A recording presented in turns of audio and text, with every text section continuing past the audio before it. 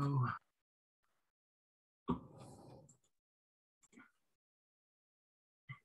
Let's get loaded on Lansdowne. Sorry, Andy just cracked a great joke before. Which we will not be repeating in a public forum. Welcome to episode number 116 of the Loaded on Lansdowne Red Sox Baseball Podcast. I'm your host, Mark Chikaris. Alongside me always is Andrew Andrews in his delicious, dripping, brand new City Connect baby blue and yellow Red Sox hat. And it's funny, I was at Fenway yesterday, and lots of yellow. Lots of yellow. You see it spattered around the. No, those the sweatshirts and the t-shirts for the yellow ones for the marathon. They're big, man. Yeah, I've come around on those. I know good friend of the show, Drew Athens, is not, but it's okay, Drew. You have the right to your opinion. I think they're pretty hip. But if we're gonna do this, let's do it. I think that's a pretty good idea. All right. So Andy, I was listening to the radio the other day, and they were talking about. It wasn't Red Sox related. They were saying, if you could have dinner with, 3 celebrities, who would it be? And, whatever the top answers were, Elon Musk, like LeBron James, and like whoever else, right? So Rasputin, Genghis Khan. Right. Yeah, okay. Jesus. Yeah. So Red Sox players. Oh, Jesus would be exhausting. Oh, yeah. Yeah, he would be like preaching. When is it my turn to talk, Jesus? But the wine would be flowing. The wine you wouldn't run out. Fish. So my question is, top 3, if you could eat dinner with any 3 Red Sox players, current from any time period, say when we started watching this, so like 80s on. Because my number 1 pick, I think, is going to surprise you. Really? Let me think. I love Jim Rice, so I think he'd be in the group. He's always been my favorite since he's like the first favorite baseball player I ever had in my life. You know what I mean? But honestly, I'd say probably Jim Rice, Pedro. For some reason, I don't know why. I just think he'd be kind of wild. I'm kind of leaning towards Mike Greenwell. Yeah. I think he'd be a fun guy to have at dinner. He'd fire down some beers. He'd get things going. Yeah. He seemed like the kind of guy who was never that good at baseball, but knew everybody and everyone kind of liked him. Yeah. Exactly. Yeah. He's very bitter about the 1988 MVP. Yes, he is. I think he's got some stories. Yep, absolutely. All right, so mine would be, first one would be Bill Lee. He's a little bit before our time, but I think the spaceman, I think he'd be wild, and I think he would have some stories, from the 70s. If he still got it. I mean, right. Maybe Bill Lee 20 years ago, 15 years ago, yeah. Second one, as long as there's no guns involved. Oh, okay. Big Papi. Okay, yeah, I don't want to, get shot while I'm eating dinner with of mistaken identity. Right, yeah, mistaken identity. That's what happened. Right, that's what happened. Yeah, no, he'd be great. I was trying not to be obvious, but yeah, he'd be great. All right, you ready for my wild card? All right, my dark horse. Carl Everett. Wow. And here's why. Dude, I don't know, man. There's some there's a wacky and wacky. I think that would be the wildest conversation. Like, he would say things that your mouth would just be agape, your jaw would be dropping. No, him and Bill Lee talking to each other would be a wild scene. And you would just be firing down the drinks as he spewed all sorts of nonsense. He's not a normal dude. He is not. He is. He doesn't believe in dinosaurs. I think he believes the Earth is flat. Oh no, he's into that. Yeah, it's only 25,000 years old kind of deal. Headbutts umpires. That whole thing. He never post baseball though. Never ended up on the paper arrested. No. You figured eventually he'd slaughter his family or something like that. You know what I mean? Like, there was something coming. Didn't someone? Was it Ugath or Bina? Didn't he kill his family or get arrested for murder or something? Yeah, no, it was was it a cheating spouse or something? Yeah, there was a murder. All right. I got a follow-up question at the end of the show. Okay. All right. So let's get to your 2022 Boston Red Sox. Now you have a stat for me, so I don't want to steal your thunder. Okay. We're going to go down the list of all the terrible things that the Red Sox are currently intertwined with as far as statistics and decision-making and all that type of stuff. But what is the stat you wanted to give me? I have not heard this stat. This is the first time I'm hearing this. Our good friend Mike Oliveira told me this, and it's crazy. we'll get there. What are they worst at? Not even statistically, just think. Like I think what keeps letting you down every single day? Not the hitting. Right now, it's the bullpen. Okay. And probably the worst thing you can do as a bullpen is a blown save. Yes. Okay. And you'd agree that ninth inning blown saves are the worst. Ooh, I like where this stat's going because I have some blown save stats here. But okay, in the entire major leagues this year, yes, how many ninth inning blown saves do you think there's been so far? We're only, 2 months in. Not that far. Ninth inning specifically blown saves for all of the baseball. teams, all the games played. Every single game so far. 10. There's been 20. Okay. 20. Okay, whatever. So there's 30 I'm teams. thinking about walk-offs. I was thinking blown saves. Blown saves. Okay, that makes more sense. Okay. Basically one a day. Yeah, about a month of. And that makes sense. Yeah. There's 30 teams. Right. So it's bound to happen. Statistically, every team should be averaging a little bit under 1 right now. Right. You know how many the Red Sox have? Well, I know they have the most blown saves in baseball with 8. They have had 13 save opportunities and have blown 8 of them. Yeah. So 7. There you go. One of them was an 8th inning blown save. 7 out of 20. Yep. Are the Red Sox. That is 13 wild. Gets split up between 29 other teams. That is awful. Does that just put it all? I mean, yep. I believe too. I don't know if it was Mike who told us this one or if I heard this. I believe they have the most 1-run losses also in baseball. All right. Let me go down the list. They're in last place in the AL East. I know. I heard that they tied. They are tied with Baltimore record-wise, but Baltimore beat them 2 out of 3. So if the season ended today, Baltimore would be ahead of them because they've won head-to-head. So they are in last place in the AL East. Is that what happens if that really happens? So you just close up shop. It's happened before. Yeah, but now since Baltimore, like if it happens, like I don't know, man. Anyway, they are 8.5 games out of first place with 3 good teams above them.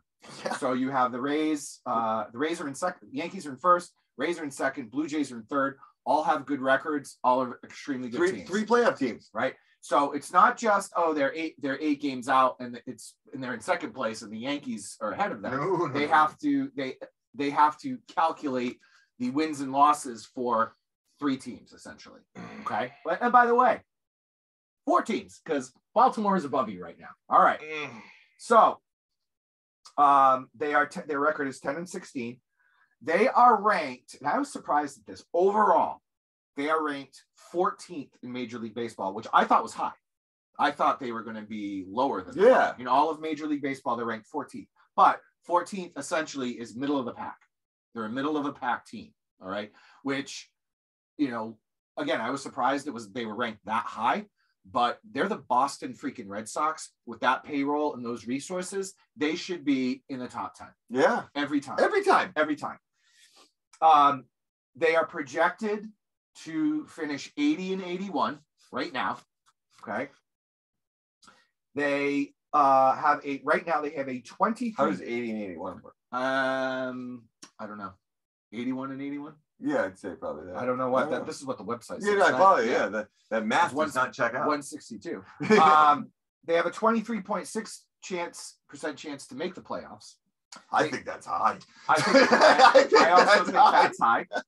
They have a 1.1% chance of winning the World Series. I think that's high. They have not won. They have won back-to-back games. Now, what's the date? May 6th? Yep. They've won back-to-back games twice. They have not won back-to-back games since April 16th and 17th against the Twins. If you remember, that series they lost the first game, they won the next 2. We started to kind of feel good for a second. And what was it? The 2 games they lost were this is the thing about them too. Listen to the games they're like losing. They lost opening day at home. Yeah. And then they lost Marathon Monday on the tail end. So anytime they've been kind of like, hey, here's a chance that you can kind of step up and be cool. Right. Not cool. Not doing it. All right. I'm going to keep going if you don't mind. No, please. All right. They've lost or split all but one series. So they split with the Twins. Oof. They won the series against the Tigers. They've lost every other series. That's the opposite of what we talk about, right? How do you get in the playoffs? Win series. And they're just not doing it. And they've lost every series against AL East opponents. I believe they have the most one-run losses. And they are 13th out of 15 teams in American League WAR by position. Okay, so I'm going to break it down for you right now. Yes, this is bad. So bright spot, okay, which we did when we talked about when we did it the first didn't happen. No, the first version of this podcast. They got all screwed up because of technical difficulties. All right, but they are number one in WAR in starting pitching. They're having a great year so far. So, and we're going to get to that in a minute. I want to talk about Michael Wacha. Rich Hill looked great yesterday. Evaldi's doing Evaldi things. We're going to talk about Whitlock in the Houck situation because I don't like it. Do you think they're confusing those guys? That's why they did that. I don't know how you can. No, they look very different, but maybe it's just kind of like, it's the young guy, go. Yeah, it's the guy who could throw multiple innings and is kind of a reliever, but not. Cora comes out and says all white people look the same. Yeah. I don't know. I can't follow it. Hey, you know what? They look the same to me. They look the same to me. That'd be great. Especially in Boston. So starting pitching, they're number one. That is the only bright spot on this team. Relief pitching, it should come as no surprise to anyone listening to this that they are 15th out of 15 teams with relief pitching. Wins above replacement. Catcher. Plawecki and Vasquez, they are 13th out of 15. First base, they are dead last with the Bobby Dahlbeck situation. First base is a hole. It is a hole. 15 out of 15. Second base, Trevor Story, your big acquisition. $20 million. Who got booed off the field yesterday. You mean the heir apparent to Xander Bogaerts? Booed off the field.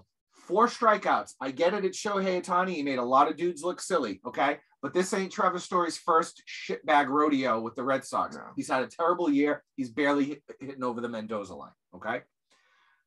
Third base, Rafi Devers, you're at number 7. But that's middle of the pack. Right? He should be better, but middle of the pack. Shortstop, Xander Bogaerts. There's your highest climber. You're 5th. Right, okay? Sure. He's top 5 shortstop in the American League. Makes sense.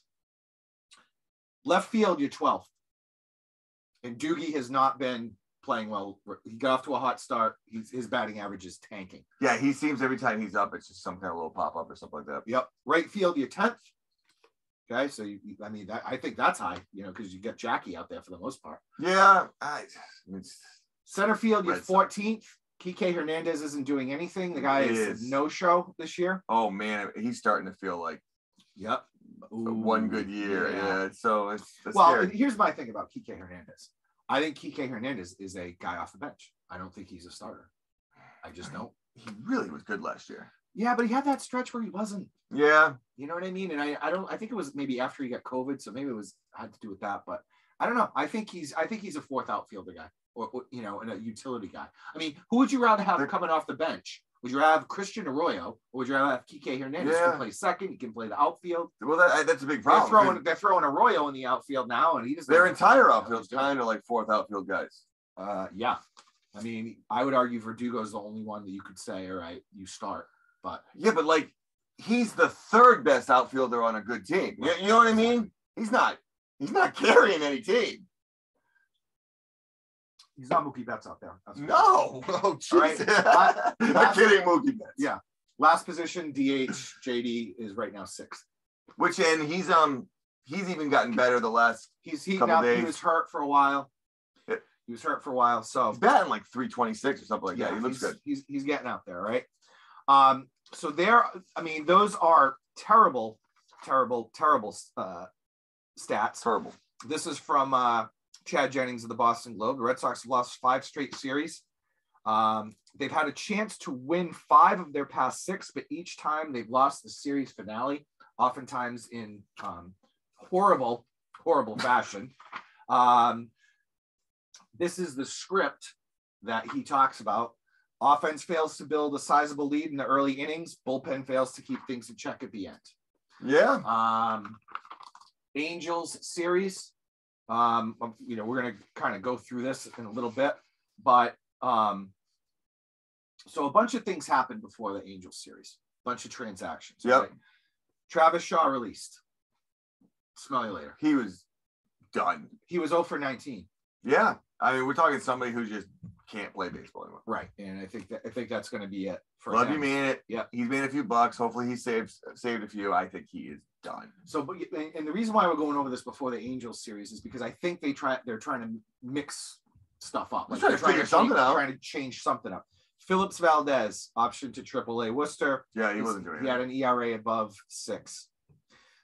Derek Holland, the guy with the mustache who used to pitch for the Rangers. Yeah, they gave him a flyer. He was never going to make it. The starting pitching is pretty solid. He's gone. The Red Sox claimed a guy by the name of Jalen Davis off waivers from the Giants. I remember hearing that name. 27. They consider him a slow-moving prospect, just because he's got potential, but he's not getting there as fast as they want him to. So at 27, he's still a prospect. They recall this. This is how bad it is. Yes, I know what you're gonna say. Okay, this is how bad it is at first base for your Boston Red Sox with Bobby Dahlbeck. By the way, at the game yesterday, they put Dahlbeck's face up on the screen, and the 2 Chikara starters started swooning. Guess who asked to get a Bobby Dahlbeck jersey? Oh, no. Excuse me. They're going to be collector's items. So I said to one of my daughters, I said, listen, I'm going to get this for you now. I said, just know that the Boston on the front will soon be saying Worcester. Yeah, right. or DFA. Yeah. So they call up Franchi Cordero from Worcester, who is a 4A player. I forgot he was even around anymore. He's like, who's that dude? I can't believe I'm forgetting his name. Who's that dude that they signed, the Cuban guy? Contreras? Not Contreras. No, not Contreras. No, I know what you're talking about, though. He's making $23 million a year to play for Pawtucket for 6 years. Yeah, exactly. No, it was great. He reminds me of that guy. I guess down there they loved him. People were taking him out.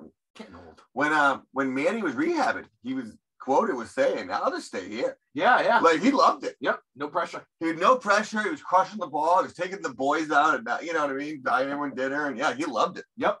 And the fans are clamoring for Tristan Casas to be called up. All right. As Franchi Cordero tries to fill a hole at first base. By the way, just real quick, Andrew Benintendi right now is batting .367. Oh no. Since the trade, he when he to the Royals, he's hitting .289 with 19 homers. Franchi Cordero is not hitting that. He had a terrible. He was lighting it up on fire in Worcester. That's why they called him up. But he was lighting it up in Worcester. Oh, good. Yeah. All right. But here's my thing. Everyone's like, call up Tristan Casas, call up Tristan Casas. Well, you wanted to call up Bobby Dahlbeck. You wanted to call up Jaron What's Duran. Tristan Casas done? Nothing. I'm not hearing crazy stats from him, right? I went down. I'm not going to do this. I don't know much about the minor league. I'm not going to do this whole thing right now. But let's put it this way. I went down all the Red Sox first round draft picks for from the Ben Cherington era to now. And they're all these names that we were we were touching ourselves to. And none of these guys have panned out for the most part. Very little. Brian Johnson, Blake Swihart. Oh, Jesus. These type of guys. What's his face? Michael Chavis. Remember kept Michael Chavis up there. You got Michael Chavis. The pitcher, Henry, or lefty. He never did shit.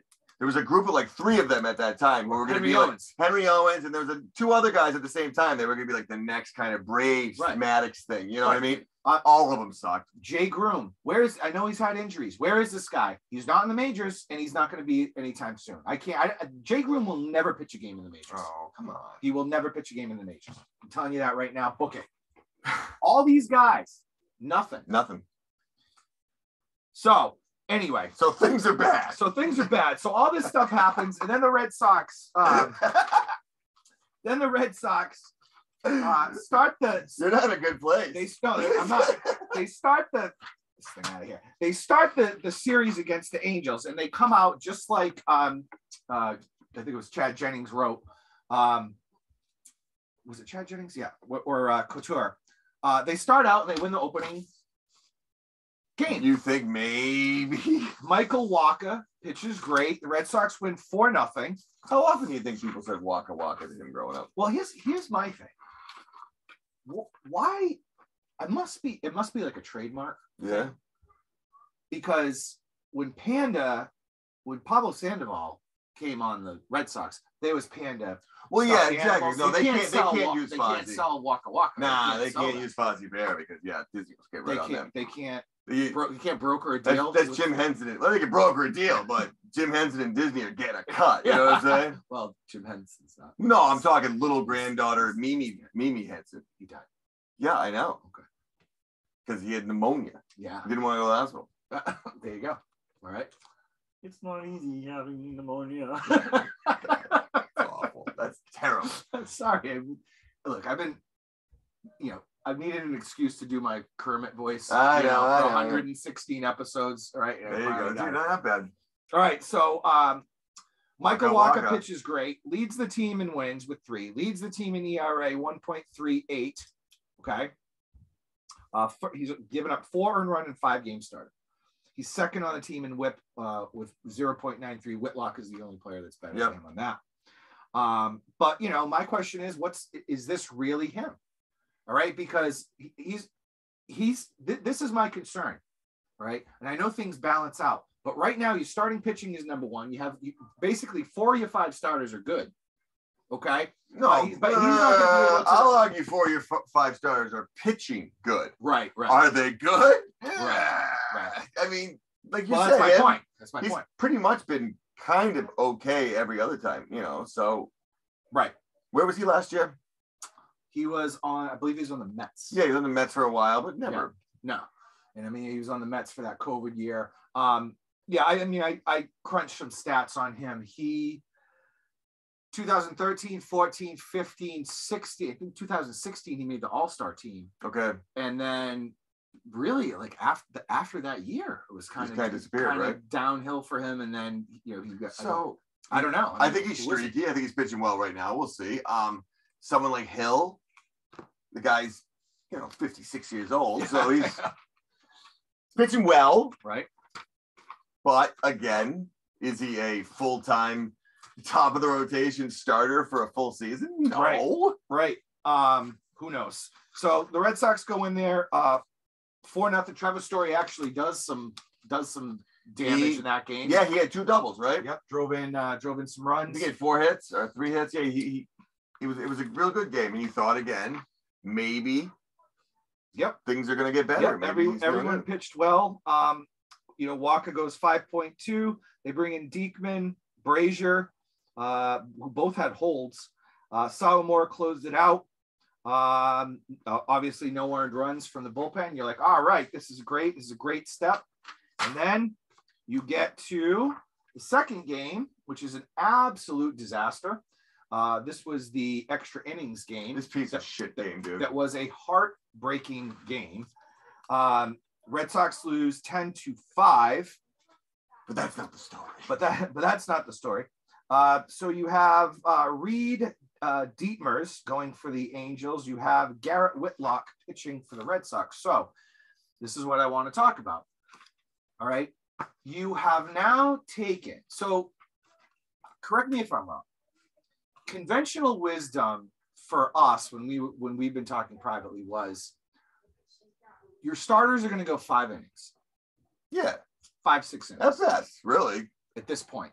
Let's say 5 innings. Once in a while you get a 7, but right. It is rare now. Right. So 5 or 6 innings because it is clear over the past series against the Angels that the Red Sox philosophy is you are not going through that lineup 3 times. No, they're taking Rich Hill out. He's got 1 hit, right? Right. And we'll talk about that when we get to yesterday's game. So what we thought was going to happen was starter goes 5 innings.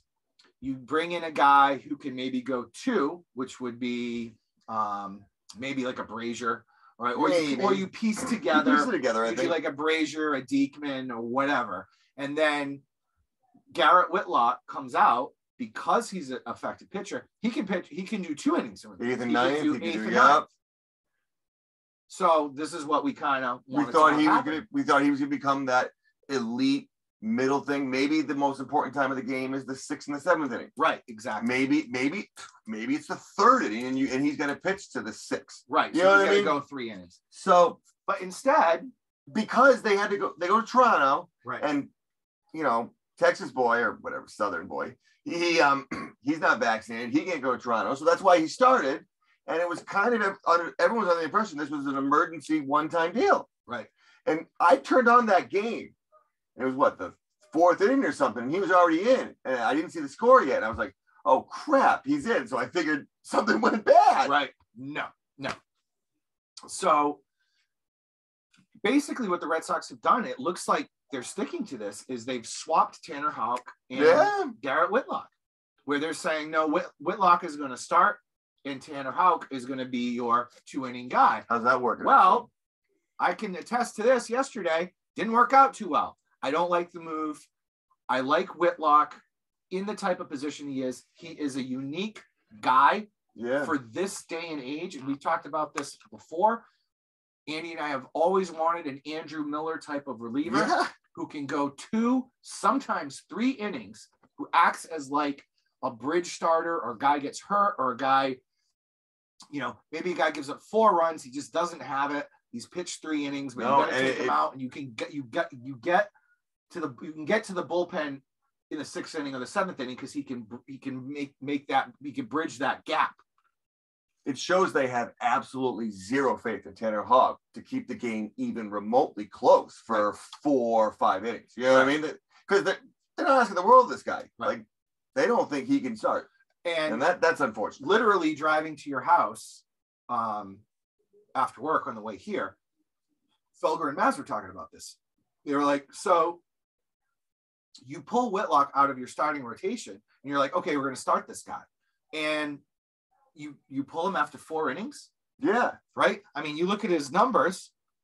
You lose how many days? Like, for 1 day, 4 innings, you lose maybe 4 days of 2 innings apiece or something like that. You know what I mean? It's insane. So look, I mean, Whitlock didn't light the world on fire. All right. I mean, he had 5 innings pitched. He gave up 2 hits. He gave up 2 runs, but he struck out 9. Right. And he's facing Ohtani and Trout and Rendon. I mean, this is a good lineup. He was the first person this year to strike out Trout and Ohtani in the 1st inning. Right. No one's done that. There you go. That's a great stat too. So So you're just you're switching this up, and you're saying, okay, this guy's going to start, but you pull him after 4 innings and giving up 2 runs. Like, I mean, come on. If you think he's more important as a starter, let him go. Right. Exactly. I mean, Nick Pivetta is going to give up 2 runs in the first 3 batters he faces. He's lost. You know what I mean? So it's like, come on. So then that happens. And again, this is the one that went extra innings. And then the bullpen absolutely implodes. What kills me, though, is like, no matter whoever blows it for him, you'll have someone on the radio be like, why didn't they go to Robles? It's like, he sucks too. Yeah, like, it's wheel of bums. Yeah. Like they say on the show. It's no. Well, why didn't they go to Diekman? Because he sucks. He sucks too. Like, they all suck. Yeah, one of the articles. I can't second guess what Cora's doing. Right. I mean, you let Ottavino walk. Not that he was, lighting the world on fire. Matt Barnes looks like he's never picked up a baseball in his life. He looks lost. His fastball velocity is down. He has no movement on that. Is he still with the team? Yeah. Like, I haven't really seen him at all. Yeah. No. Yeah. He's unfortunately he's with the team. Diekman gives up a run to make it 4-4. He stinks. And then in the late innings, Barnes, all right, home run, all right, to who was it? Taylor Ward, all right. So now it's 6-4, and then Sawamura comes in, single to left by Trout, single to left. I'm sorry, to Anthony Rendon. Trout scores. Ohtani the third. Next guy up, Jared Walsh. Jared Walsh is having a pretty good year. Home run to left field. And then, later on, Jackie Bradley Jr. drives someone in. Garbage game, extra innings, they lose. A brutal way. And, not only blowing the game, just getting destroyed. Mm-hmm. That was a tough one. I actually had trouble sleeping that night. I was mad. Yeah, you were pissed. Because the Bruins completely laid down and were just boring. Yep. And then all of a sudden you had to watch the end of that. Oh, it's bad. So yesterday's game I attended. And I'll tell you, Shohei Ohtani was insane.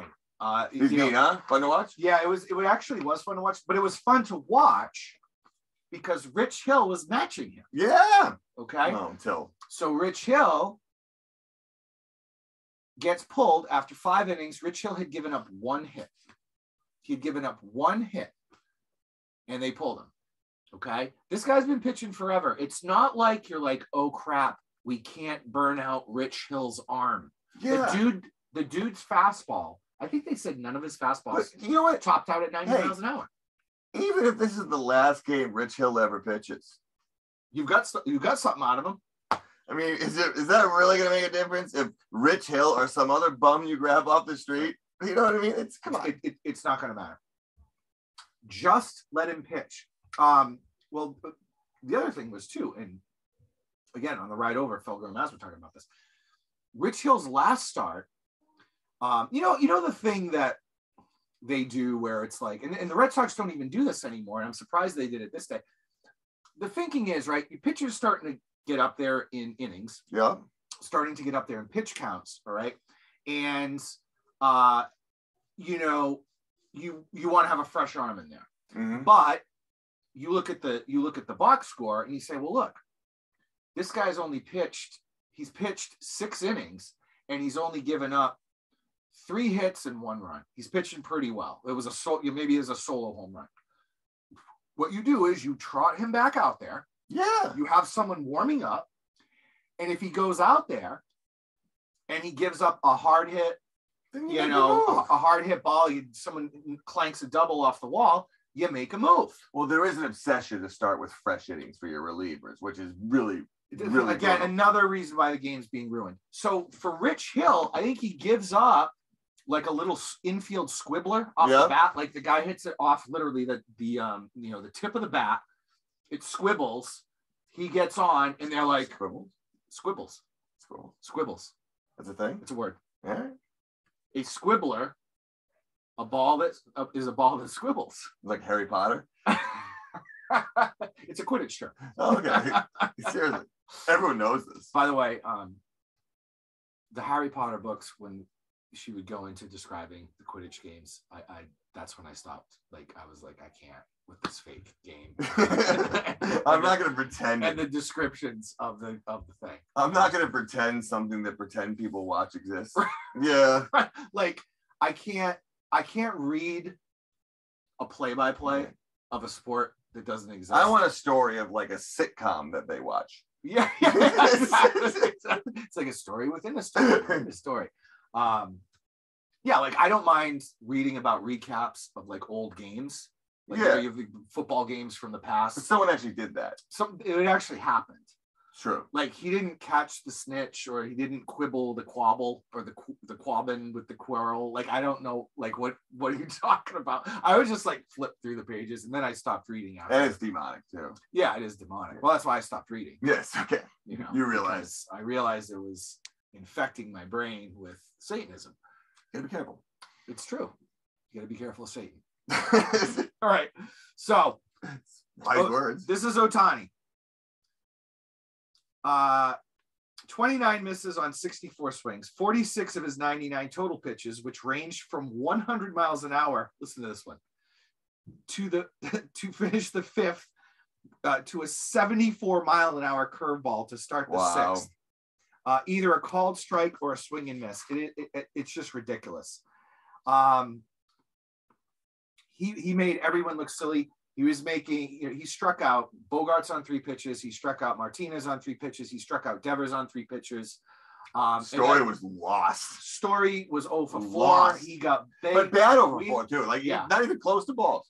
So my perspective, I couldn't really see balls and strikes. Yeah. You know what I'm saying? Like I could see obviously if a pitch was high or a pitch was low. I couldn't see the close stuff. I couldn't see Side to side. Side to side. You know, in my old seats, you knew when it was. You were right on, because you were right behind. You were in the bleachers, but you're right behind the pitcher. So, but I know he was mixing his pitches, and he made those guys look stupid. They were all off balance. No, he's an exciting player. He is. He's a really exciting player, and but like, I was pissed that Mike Trout didn't play yesterday, but that's a whole nother thing. But like, very, very, very special player. But again, like, it was the first time the Red Sox had been shut out since opening day of last year at Fenway Park. So you get like this, the shit bag stats keep piling up. Yeah, no, they're getting it's frustrating, and this this game and whatever, but it's Tanner Houck comes in, not Garrett Whitlock because he's unavailable because he started the other day, but he only threw 4 innings. Like, how is that different than? And you know that they had only planned to use him for 4 innings. Yeah, because I'm sure they're gonna say they haven't stretched out his arm or whatever. But they haven't really commented on it at all. No, and this short spring training bullshit. I'm tired of it. I'm tired of it. I'm tired of hearing it. All the teams had short spring trainings. Yeah, and they trained. Stop it. Exactly. So Tanner Houck gives up a bomb to Jared Walsh, 2-run homer. And then we have to leave in the 8th because my daughter has dance. So we leave. It's 2-0. I get home and I'm like, what the hell happened here? Tanner Houck, single, ground ball scores. He's out of there. Cutter Crawford, who is absolutely. There's another one. There's another name. Oh my God. Tanner and Cutter. Bad News Bears. Oh my God. Tanner and Cutter. These two, like, shooting ducks in their free time. Tanner and Cutter. He comes in, single to left. Fletcher scores. Then he gives up a home run to Brandon Marsh. And then it's what was the final score? 8-0? Yeah, 8-0. They give up Tanner and Cutter give up 8 runs, and then that's it. And the game's over. And after Rich Hill was pitching a 1 friggin' hitter.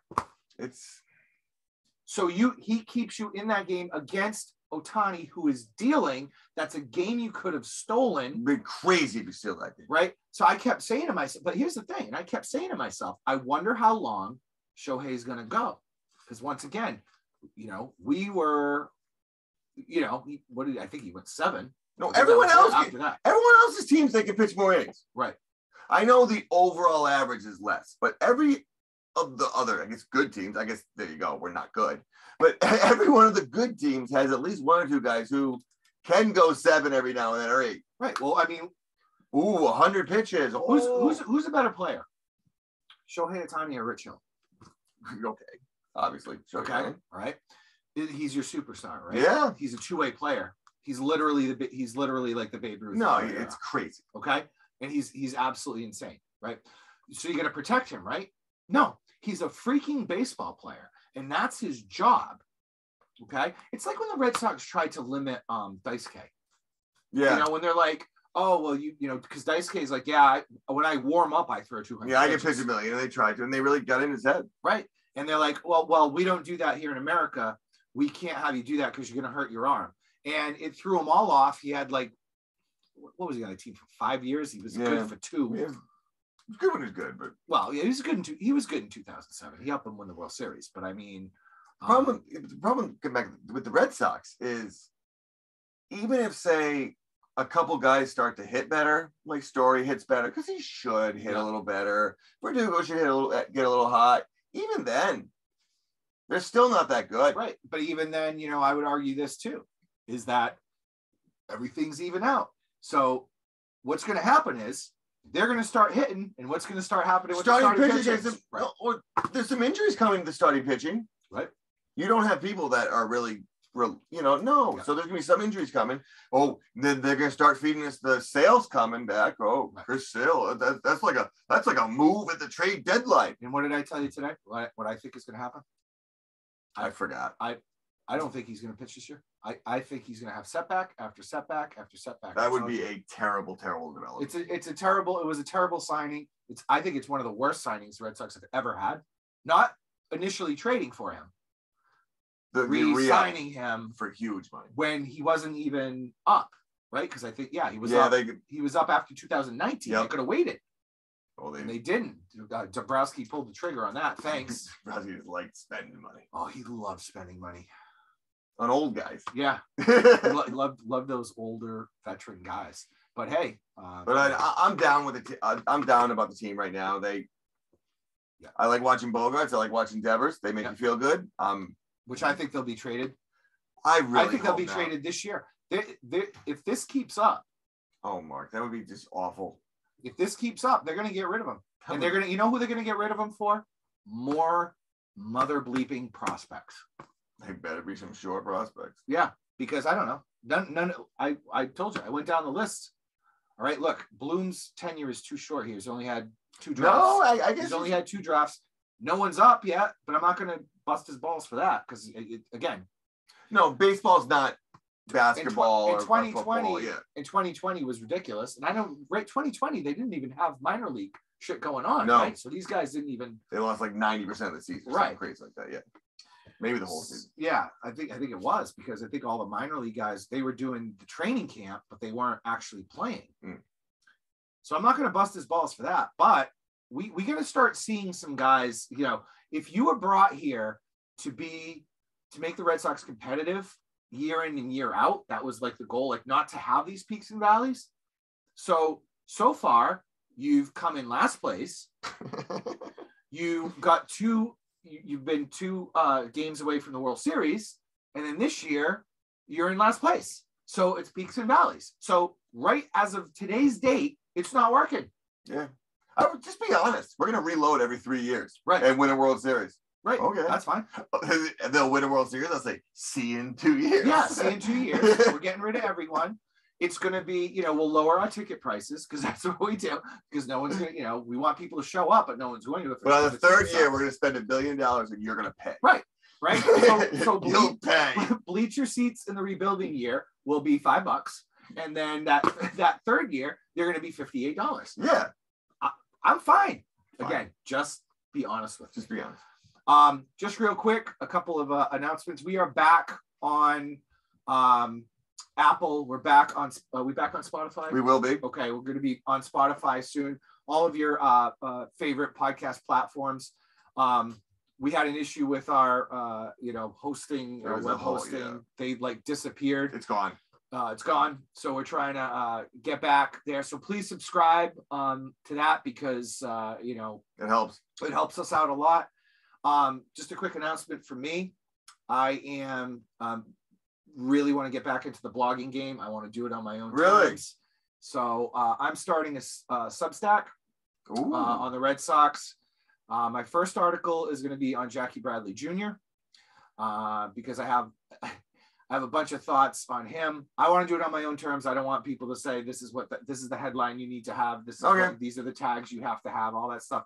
And I God bless Guy Boston Sports for getting us started with this. God bless Fansided for giving me the opportunity to write for 2 of their websites. But it wasn't for me. I felt constricted, and all right. It's time to be creative. It's time to get going with that. So keep your heads up for that. Again, just look up Mark Chikaris, MarkChekares. Final question. Go. The 3 Red Sox players that you would not want to go to dinner with at all. Josh Beckett. Yep, that's number 1 on my list. That would be miserable to be at dinner with him. Awful. Do you think he'd have a dip in like as he was eating his steak with a side order of steak? Yeah, Schilling. Okay. I don't know, just because political views. No, not even the views. I don't like know-it-alls. You know what I mean?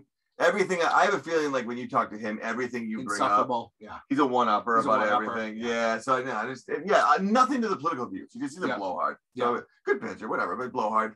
And